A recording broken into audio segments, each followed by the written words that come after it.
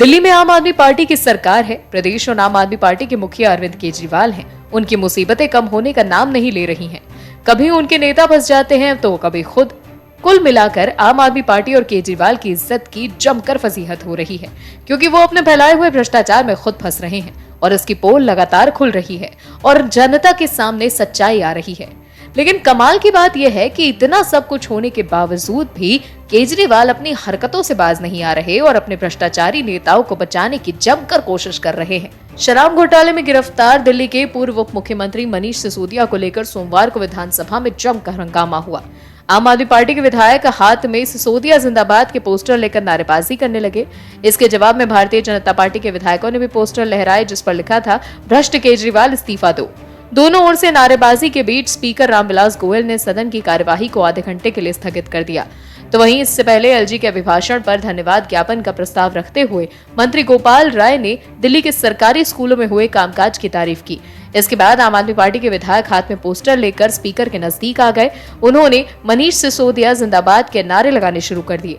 इस बीच भाजपा के विधायक भी हाथ में पोस्टर लेकर खड़े हो गए। दोनों ओर से खूब नारेबाजी हुई। हंगामा बढ़ते हुए देख स्पीकर ने सदन की कार्यवाही को 1 बजे तक के लिए स्थगित कर दिया।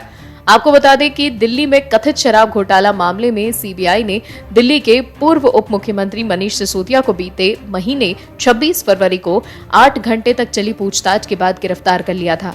सीबीआई ने सिसोदिया पर पूछताछ के दौरान सहयोग नहीं करने का आरोप लगाया था। तो वहीं सीबीआई के एफआईआर में आरोपी नंबर 1 के रूप में दर्शाए गए सिसोदिया से इससे पहले पिछले साल 17 अक्टूबर को पूछताछ की गई थी। इसके 1 महीने बाद पिछले साल 25 नवंबर को एजेंसी ने अपना आरोप पत्र दाखिल किया था। सदन में आम आदमी पार्टी का हंगामा ये दर्शाता है कि चोर की दाढ़ी में तिनका है। अमित शाह के एक्शन में आते ही पंजाब में शुरू हुई बड़ी कार्रवाई। कैसे अमित शाह से ग्रीन सिग्नल मिलते ही सीएम भगवंत मान ने कमान संभालते हुए देशद्रोहियों पर तगड़ा एक्शन लिया है, चलिए आपको बताते हैं इस रिपोर्ट में। दरअसल पंजाब पुलिस ने खालिस्तान समर्थक अमृतपाल सिंह को पकड़ने के लिए ऑपरेशन अमृतपाल तैयार किया। पुलिस ने 20 दिन पहले फैसला लिया कि अमृतपाल को पकड़ा जाएगा। फिर 12 दिन पूरी प्लानिंग में लगे। खबर के मुताबिक पंजाब पुलिस के सीनियर अफसरों के बीच 8 मीटिंग्स हुई और कल पुलिस ने इसे शुरू कर दिया। ऑपरेशन अमृतपाल को सिर चढ़ाने के लिए टॉप अफसरों के साथ सरकार भी हर वक्त संपर्क में रही। वारिस पंजाब दे संगठन के चीफ अमृतपाल सिंह की बयानबाजी को पहले सरकार तरजीह नहीं दे रही थी। अमृतपाल ने सरकार के खिलाफ बयानबाजी की। फिर 23 फरवरी को अमृतपाल के साथियों के साथ अमृतसर के अजनाला पुलिस थाने पर उसने हमला किया। इससे पंजाब पुलिस की जमकर किरकिरी हुई। पंजाब पुलिस की हिंसा रोकने की प्लानिंग के तहत फिर सीएम भगवंत मान दिल्ली पहुंचे। उन्होंने केंद्रीय गृह मंत्री अमित शाह से मुलाकात की। उनके साथ हुई चर्चा के बाद केंद्रीय सुरक्षा बलों को पंजाब भेजने का फैसला किया गया, जिसके बाद 10 कंपनियां पंजाब पहुंच गईं। दिल्ली से सेंट्रल फोर्स मिलने के बाद पंजाब पुलिस के टॉप ऑफिशियल्स ने ऑपरेशन एपी को अंजाम देने पर मंथन शुरू किया। इसमें chief secretary, home secretary, law and order, intelligence chief, counter intelligence के एडीजीपी ने ज्वाइंट मीटिंग की। इनके बीच करीब 8 मीटिंग्स हुई, जिसके बाद ऑपरेशन को अंतिम रूप देकर 18 मार्च को अंजाम दे दिया गया। ऑपरेशन अमृतपाल को अंजाम देने के लिए पंजाब पुलिस ने 18 मार्च का दिन चुना। अमृतपाल ने केंद्रीय गृह मंत्री अमित शाह को धमकी दी थी।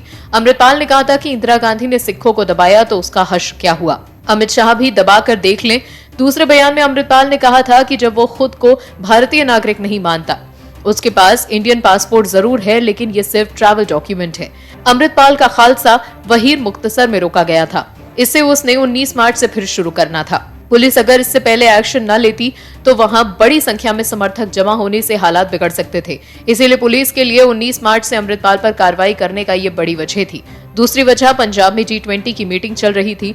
इसकी मुख्य मीटिंग अमृतसर में 17 मार्च को होनी थी। 17 मार्च को जैसे ही ये मीटिंग सफलतापूर्वक खत्म हुई, पंजाब पुलिस ने अगले दिन एक्शन ले लिया। चूंकि अमृतसर ही अमृतपाल सिंह का मुख्य बेस है, इसीलिए कार्रवाई के लिए 17 मार्च तक रुकने की ये बड़ी वजह थी। ऐसे में पुलिस की सख्त कार्रवाई के बाद अब अमृतपाल का बचना मुश्किल हो गया है। दिल्ली में काबिज आम आदमी पार्टी के बुरे दिन की शुरुआत हो चुकी है, क्योंकि केंद्र की बीजेपी सरकार केजरीवाल और उनके फर्जी नेताओं की पोल खोल रही है। लेकिन केजरीवाल तो केजरीवाल ही हैं और वो इस वक्त आपदा को अवसर में बदलने की कोशिश कर रहे हैं, क्योंकि केजरीवाल के सबसे मजबूत हथियार है और वो हथियार है रोने का। अब दिल्ली में ही देख लीजिए, रो रो कर दिल्ली के मुख्यमंत्री बन गए, क्योंकि केजरीवाल को पता है कि जनता भोली और भावुक होती है और इसी का फायदा उठाया केजरीवाल ने।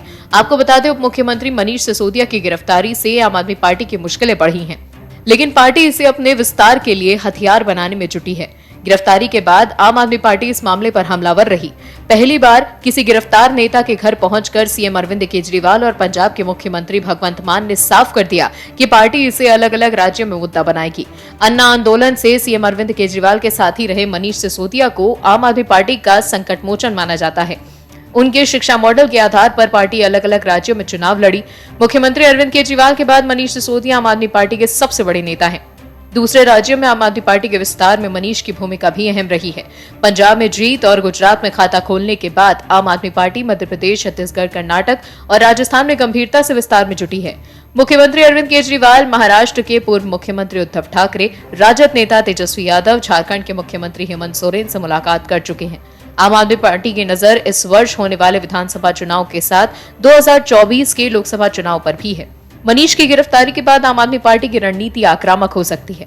मुख्यमंत्री अरविंद केजरीवाल के विस्तार के लिए 4 राज्यों के दौरे पर हैं।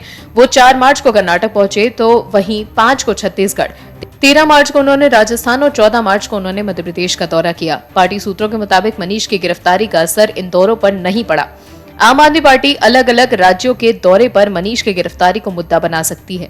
इस गिरफ्तारी में आम आदमी पार्टी के विस्तार अभियान पर असर पड़ेगा या वो इसे अपने विस्तार में हथियार के तौर पर इस्तेमाल करेगी और ये आने वाले दिनों में आम आदमी पार्टी की रणनीति तय करेगा। इतना जरूर है कि आने वाले दिन में दिल्ली की सियासत में रोमांच होने वाला है। तो जरा अब इस आपदा को अवसर में बदलने वाली रणनीति को खुलकर समझते हैं। आपको बता दें, राजस्थान में सीएम अशोक गहलोत ने 19 नए जिलों के ऐलान करके पुरानी पेंशन स्कीम और अन्य सरकारी योजनाओं के दम पर सत्ता में वापसी का दावा किया है। लेकिन राजस्थान में सबसे बड़ा टकराव गहलोत और पायलट के बीच है। इस टकराव के जरिए आम आदमी पार्टी राजस्थान में एंट्री की तैयारी में है। बताया जा रहा है कि आम आदमी पार्टी के सबसे बड़ा फोकस राजस्थान में रहेगा, जिससे अच्छी संख्या में सीटें आ सके।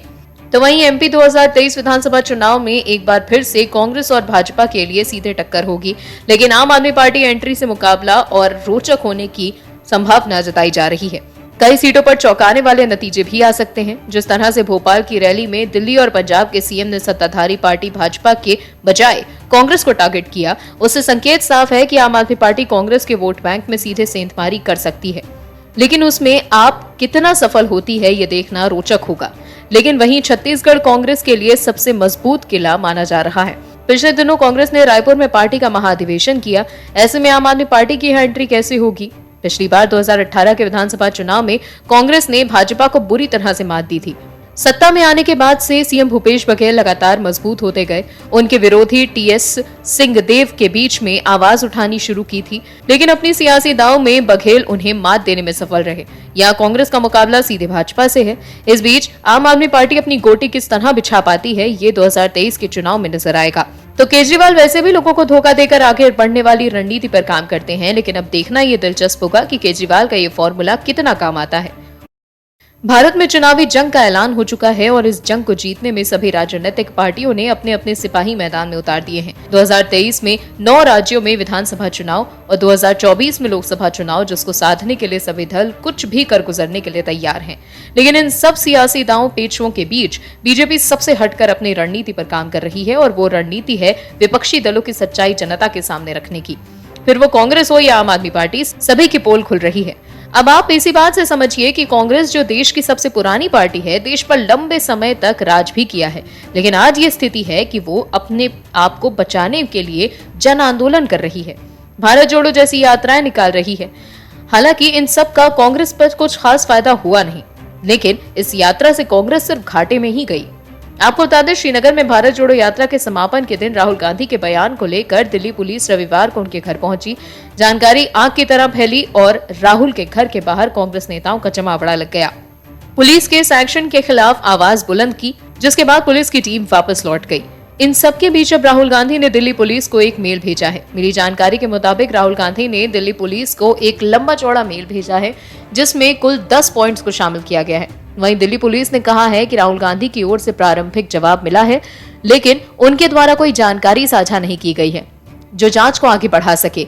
बताया जा रहा है कि राहुल गांधी ने अपने मेल में कहा है कि 30 जनवरी मैंने बयान दिया और दिल्ली पुलिस 45 दिन बाद मुझसे जानकारी मांग रही है। उन्होंने दिल्ली पुलिस को नोटिस का जवाब देते हुए 8 से 10 दिन का वक्त मांगा है। दरअसल भारत जोड़ो यात्रा के दौरान राहुल गांधी ने श्रीनगर में आखिरी दिन एक बयान दिया था, जिसमें उन्होंने महिलाओं के साथ शोषण का मुद्दा उठाया था। इसको लेकर दिल्ली पुलिस ने राहुल गांधी को 16 मार्च को नोटिस थमा दिया था।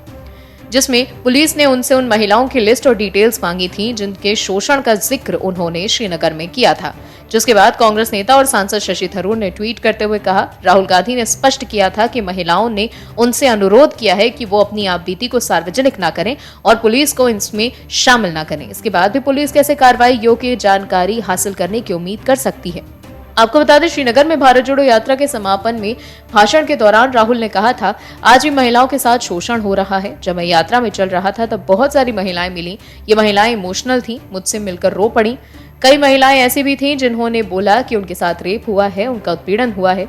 जब मैं उनसे बोलता था कि मैं पुलिस से कहूं तो वो कहती थी कि पुलिस को मत बताइए, हम चाहते थे कि आपको बताएं, लेकिन आप पुलिस को मत बताइएगा, इससे हमारी और मुसीबतें पैदा हो जाएंगी। तो वहीं दूसरी ओर पुलिस ने राहुल गांधी से इन पीड़िताओं की डिटेल्स मांगी हैं ताकि उन्हें सुरक्षा प्रदान की जा सके। दिल्ली पुलिस के मुताबिक नोटिस राहुल गांधी को फिजिकल तौर पर पुलिसकर्मी शुक्रवार को देने गए थे। नोटिस को खुद राहुल गांधी ने रिसीव किया। पुलिस ने नोटिस में कुछ सवाल भी राहुल गांधी से पूछे कि पुलिस ने उन महिलाओं की जानकारी मांगी है जिन्होंने उनसे यौन उत्पीड़न की बात बताई है। पुलिस ने ये पूछा कि ये बात महिलाओं ने कब और किस जगह उनसे मिलकर बताई। क्या वो महिलाओं को पहले से जानते थे? क्या उन महिलाओं की जानकारी आपको है? क्या आपका जो बयान सोशल मीडिया पर है उसे प्रमाणित करते हैं? क्या महिलाओं ने किसी विशेष घटना की भी जानकारी दी थी ताकि पुलिस जांच को और आगे बढ़ाए और उन महिलाओं को सुरक्षा प्रदान करे? तो अब कांग्रेस के राजकुमार राहुल गांधी चौतरफा घिर चुके हैं और बीजेपी उन्हें कहीं का नहीं छोड़ेगी, क्योंकि बीजेपी का मानना है कि जो गलत करेगा वो जेल जाएगा। और भी वीडियोस देखने के लिए चैनल को सब्सक्राइब करें और बेल आइकन को दबाएं।